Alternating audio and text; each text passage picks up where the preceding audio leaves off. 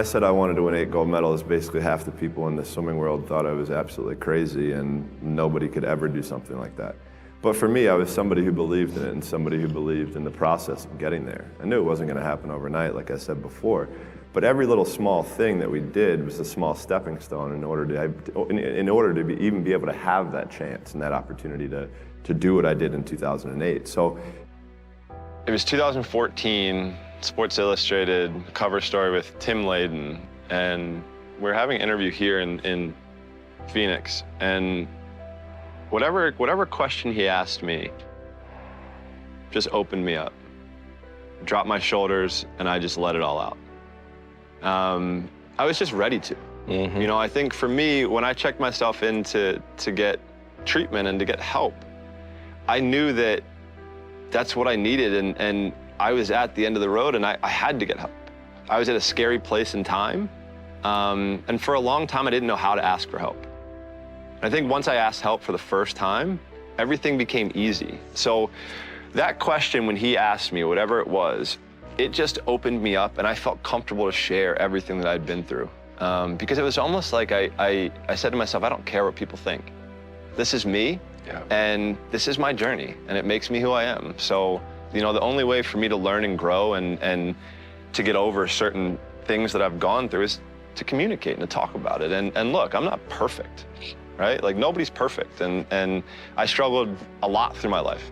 My first depression spell was in 2004. And I went up and down roller coasters all throughout life. I think it's vulnerability. I think vulnerability is a scary word for a lot of people. It's a scary word for me. You know, I remember when I checked into a treatment center, I was shaking when I went in there. Because I didn't know what I'm getting myself into, but I wanted help. I didn't like feeling the way that I did. Every day is a new challenge, right? Every day is a challenge, is a day that we can prepare ourselves even more. So for us, we would call it putting money into the bank. So at the end of the year, when we had a major international competition, we could withdraw that money that we had saved throughout the year. And look, I'll be the first one to tell you, there were a lot of days where I did not want to get out of bed. And I guarantee you, if I ask the question here, if everybody is excited to get out of bed every single day, if I saw a hand, I'm going to blatantly call you a liar.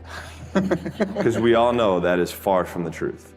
But if you have those little small goals, those little small things that get you excited when you don't want to, it's going to make it even better and even easier at the end when you're getting ready for a presentation or the end of the year or this or that, whatever event you're leading up to. It's going to make it so much easier. And I think if you look at the greats in anything that, in any walk of life, the greats do things when they don't always want to. And that's the separation. For me, that's what I've found. So, you know, when I say from 2002 to 2008 was basically trial and error.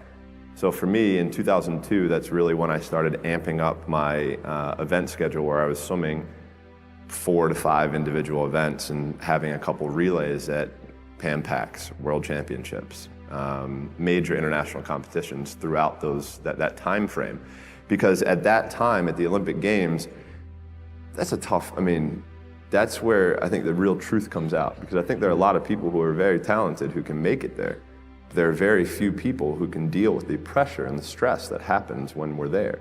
So that's why I say we had to make sure that we were physically, emotionally, and mentally ready, because I had to be ready to be able to kind of manage my emotions through that week. Yeah, winning a gold medal is absolutely incredible. There's nothing better than standing on the podium listening to your national anthem play after you had just won a gold medal.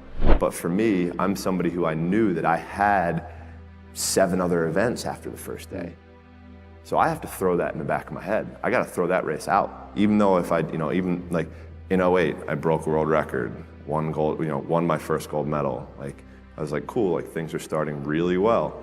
So I have to put that behind me to then get ready for the next race.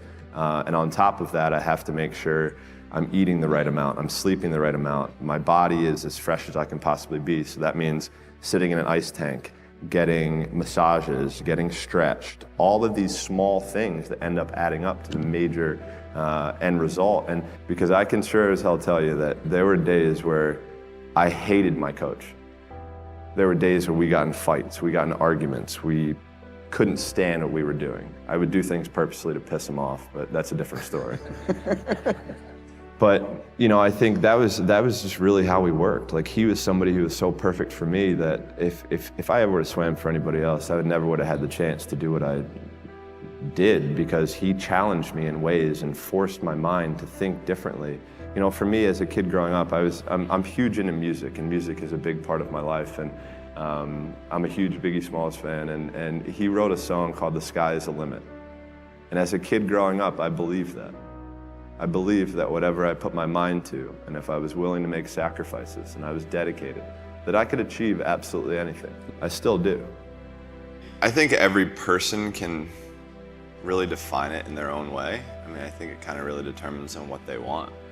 At the start of it, for me, when I started this whole journey, it was with a goal of breaking a world record, winning an Olympic gold medal, becoming a professional athlete. Those were the goals that I had as a little kid. So for me, that was what excellence was. And once I was able to get there, I had to redefine what excellence was. And that's basically what I did my whole life. So for me, I guess it was kind of goals, because goals were something that played such a huge part in my everyday life. From the moment I woke up until the moment I got into bed, they were somewhere where I could see them every single moment when I was in my home. That's what really got me out of bed. That's what helped me on days where I was struggling. So I think goals are what really drove me and what made me try to become as excellent as I possibly could. So I came back from the 2000 Olympic Games as a 15-year-old, and after the Olympics is usually when people take time off, where they take a break, they relax for 3 to 6 months, and then they get back into it. For me, I was into it the next day after the final of the 200 fly. I was 5th place, I was 3/10 out of a medal, I was upset. So I used that as motivation leading into the next year, and the very first day that we had a practice, my coach put WR on the top right-hand corner of the paper. WR meant world record. I was a 15-year-old kid. I was like, oh yeah, I know what this is, but why is this, what's this doing here? Like, why are you putting this in the upper right-hand corner? He's like, we're gonna break a world record in 6 months. Sure enough, 6 months later, I break my first world record. So I'm like, okay, like this is starting to get really cool, like starting to get fun. And by this point, every world record I broke, I got to buy something. That was my deal. I was a professional athlete at 15. I had signed my first professional deal, so when I signed with an agent at 15, I told him that I wanted to change the sport of swimming. So I wanted to do something that the sport had never seen, but people had never seen. The globe had never seen. And to be able to have that opportunity, I had to be able to do things differently. I couldn't do it the same way that everyone had done it before.